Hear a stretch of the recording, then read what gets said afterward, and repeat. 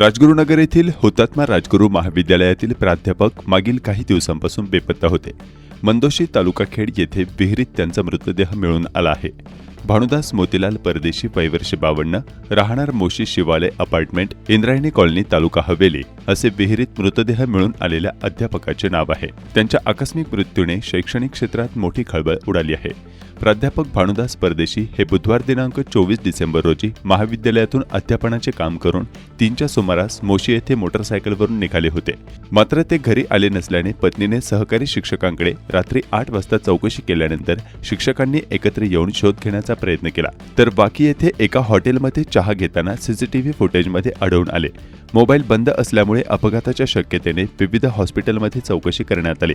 अखेर रात्री 1:30 वाजता खेड पोलीस स्टेशनला प्राध्यापक बेपत्ता असल्याची तक्रार दाखल करण्यात आली। मंदोशी येथील भैरवनाथ मंदिर गावापासून काही अंतरावर एकांतात असून मंदिराचे पुजारी हे दररोज सकाळी 10 वाजता आणि सायंकाळी 5 वाजता नित्यनेमाची पूजा करण्यासाठी येत असतात। जंगल परिसरामुळे माणसांची वर्दळ नसते।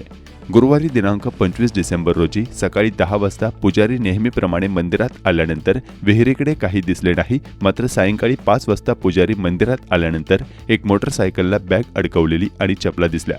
मात्र बराच वेळ होऊनही कोणीच न दिसल्याने पुजाऱ्याने पोलीस पाटील आणि ग्रामस्थांना याची माहिती दिली।